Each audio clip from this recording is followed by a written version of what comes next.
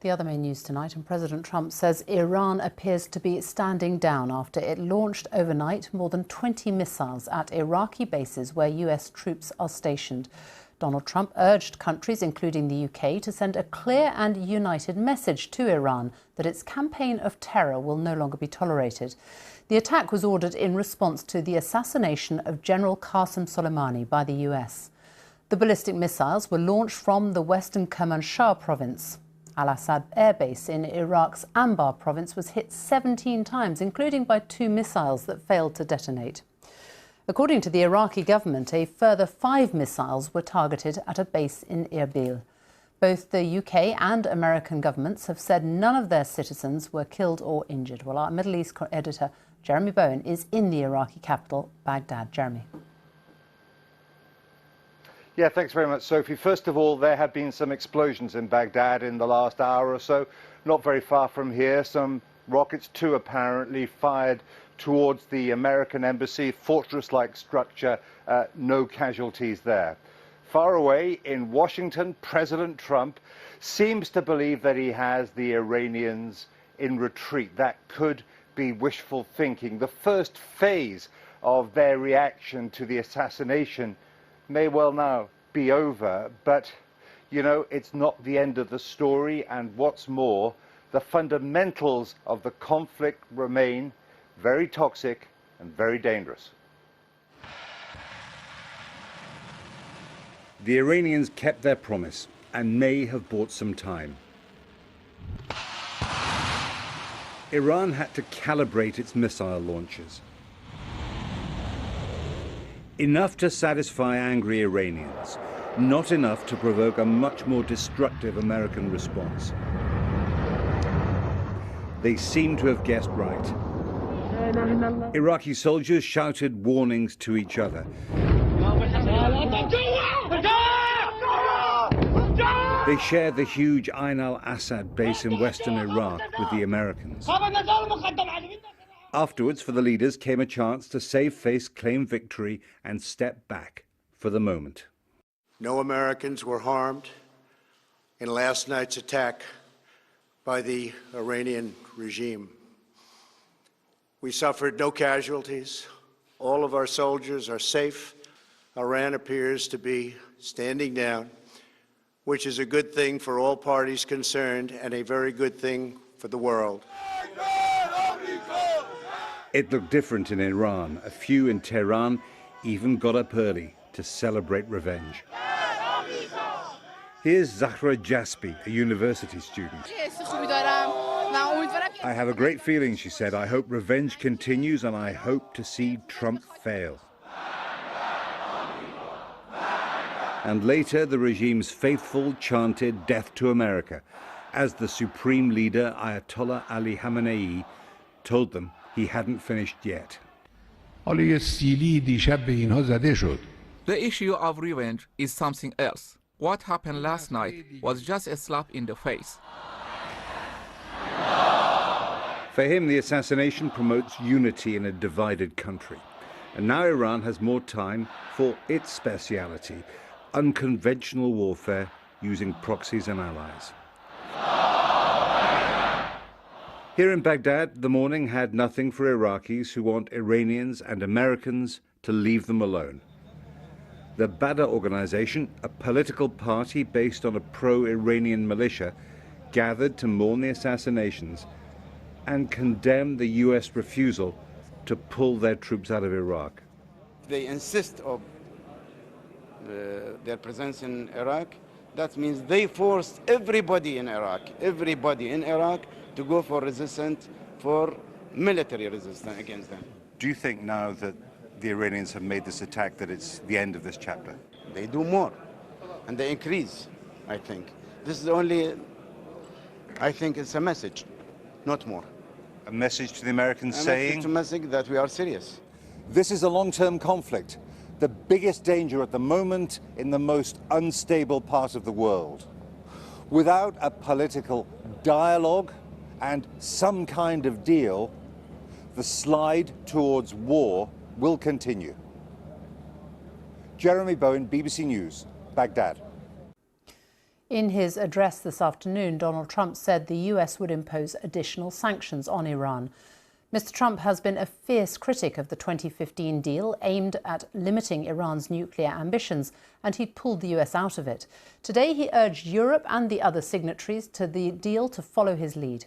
Our North America correspondent Nick Bryant reports from Washington. From the President of the United States, an almost celestial entrance. His military chief standing at his shoulder, a core belief of the Trump doctrine on his teleprompter.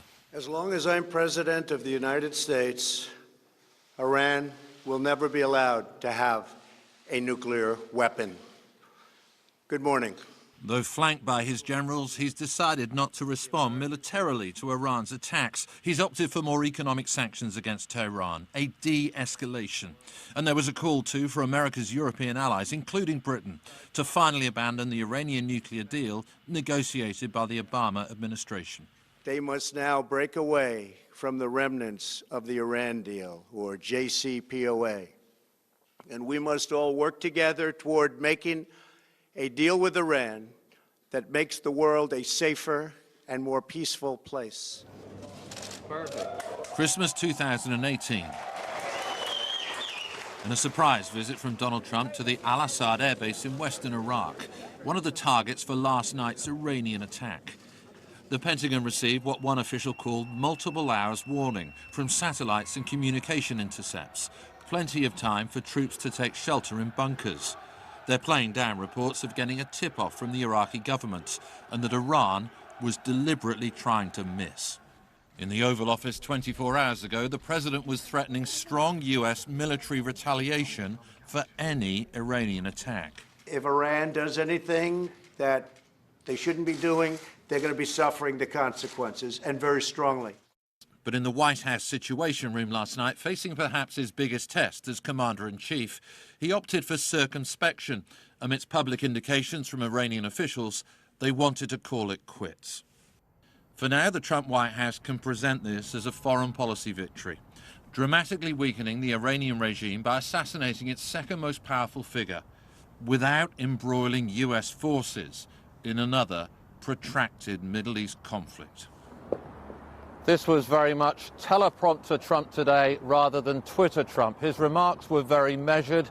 He didn't gloat, he didn't mock Iran for what many people here regard as a fairly tokenistic response to the killing of General Soleimani. Question is, will that restraint continue if after this overt attack by Iran against America, it uses its proxy network and its militias to launch more covert attacks against America and its allies in the region and beyond? Nick Bryant, thank you.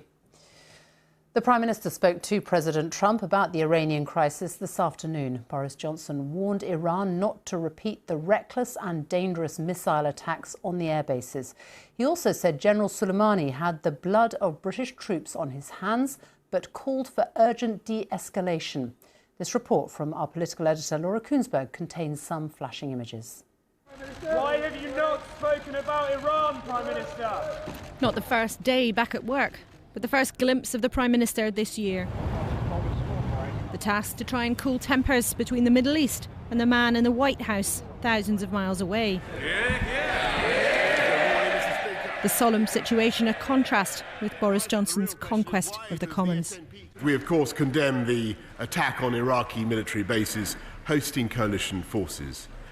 Iran should not repeat these reckless and dangerous attacks, but must instead pursue urgent de-escalation. But the Labour leader, still at the dispatch box with a new one months away, claims that America's original act, killing the Iranian general, was against international law. What evidence has the Prime Minister got to suggest that this attack on him and his death was not an illegal act by the United States? The strict issue of legality is not for the UK to determine, since it was not our operation. But I think that most reasonable people would accept that the United States has a right to protect its bases and its personnel. The Prime Minister attacked Mr Corbyn for not explicitly condemning Qasem Soleimani for his role in terror attacks. That man had the blood of British troops on his hands. Corbyn, Mr. Speaker, if we stand by international law, as I'm sure the government does, surely killing somebody in a foreign territory is an illegal act. Ministers wanted to avoid any further conflict, but also there's a sense the government wanted to avoid getting tangled in the politics of all of this, with a deeply unpredictable friend in the White House and some uncertainty about how the Prime Minister wants to shape his relationships with the rest of the world.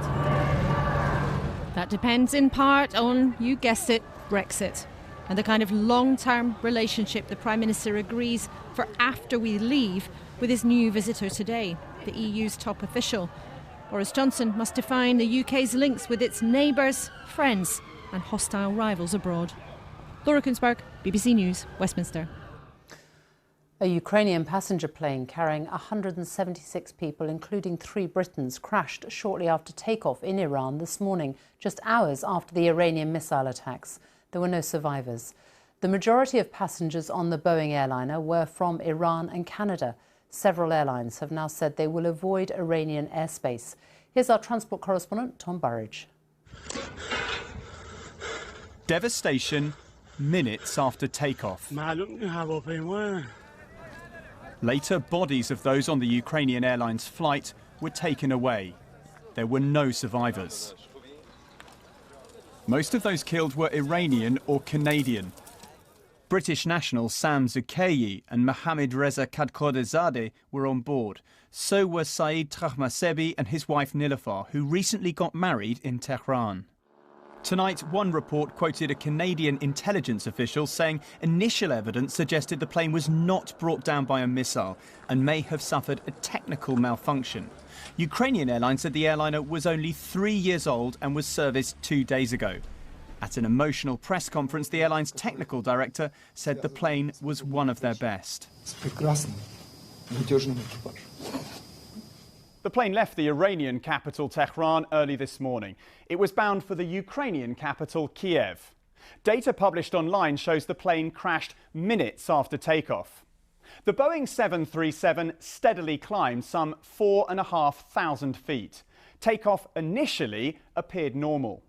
Then the plane suddenly disappears from radar. That suggests there was a type of catastrophic incident. There was an initial suggestion from a Ukrainian official of an engine failure. But if an engine fails, a Boeing 737 should be able to keep flying. Pilots train regularly for that scenario. Crucial to establishing the cause of this crash will be the aircraft's flight data and cockpit voice recorders. The Iranian authorities have them. Protocol dictates that they will lead this investigation. It's claimed this video shows the plane. If genuine, it seems to be on fire. There's a flash before the impact. If there'd been an engine failure, just one of the 2 engines on board the aeroplane, it would still be capable of climbing and therefore it'd be capable of returning to the airfield and, if necessary, abandoning the approach, climbing away again, coming back round for a second approach. So there should be no reason why the aeroplane fell out of the sky as it did.